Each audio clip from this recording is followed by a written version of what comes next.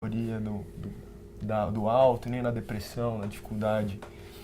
E uma das coisas que eu critico um pouco, né, nas campanhas todas de prevenção, e posso até ser criticado, não importa, esse é o que eu penso, é, campanhas contra tabagismo, que é uma forma de se matar aos poucos, é sempre pela razão, é sempre por você não pode fumar ou não deveria estar fumando porque acontece isso, isso e isso.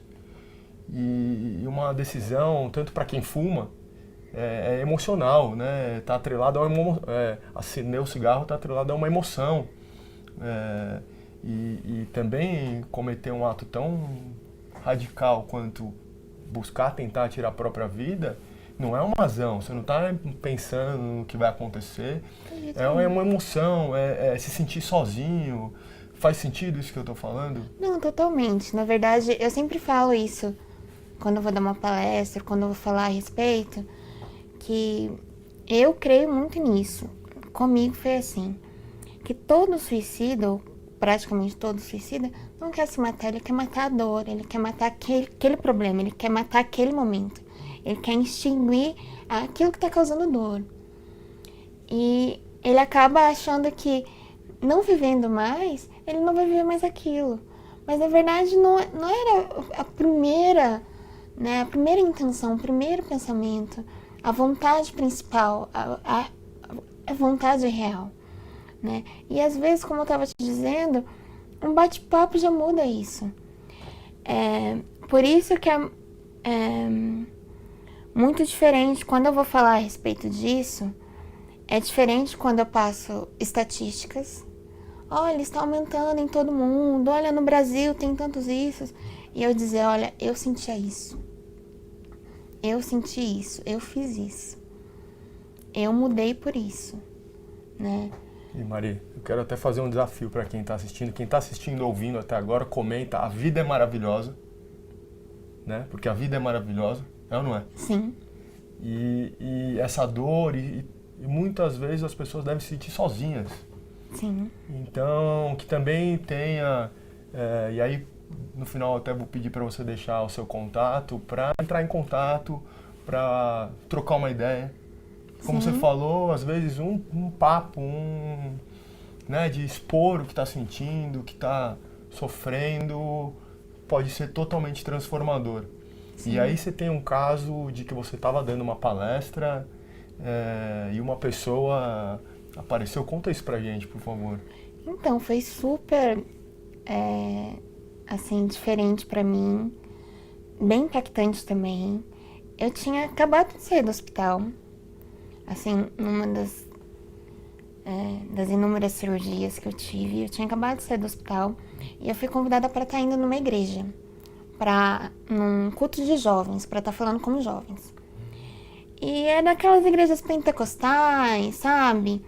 De crentes muito alegres, e que gritam, pulam, sapateiam, batem pandeiro e tudo. E eu tenho esse jeito, né? Mais comedido, eu falo baixo e tudo. E daí o culto todo foi aquela euforia, todo mundo cantando e batendo palma, muita música. E daí na hora da palavra, vai eu. Eu falo ainda mais baixo, porque imagina uma pessoa recém-saída de uma cirurgia, então tá debilitada também, né? E então eu tava falando um pouquinho mais baixo ainda. E daí tinha um rapaz passando pela porta da igreja. Era num bairro novo, então tinha muitos terrenos vazios. E a igreja estava meio que isolada, assim, e terrenos vazios em volta. E um rapaz passando pela frente da igreja. E por algum motivo ele parou.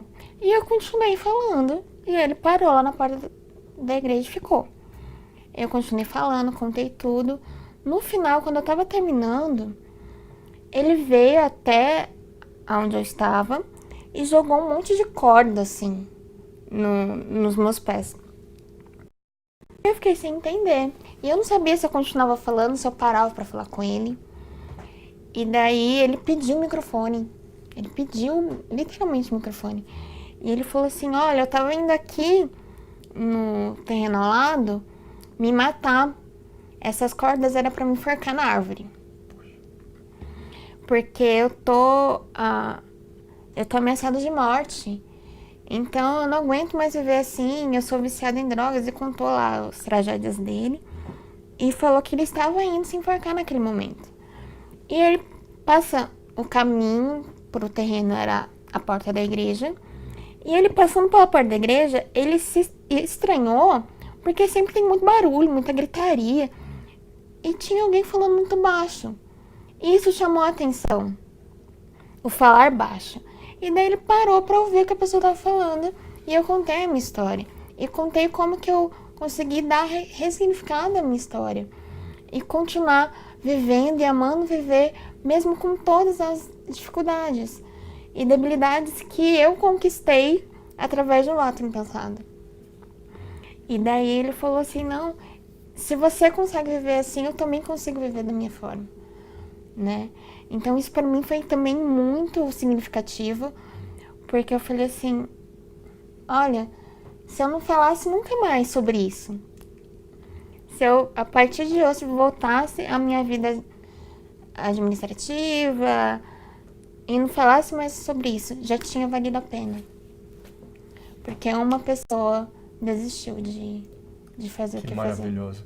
E a sua vida transforma outras e transformou a sua própria realidade, a sua própria mentalidade, que você estava contando que a sua última cirurgia, você fez 47.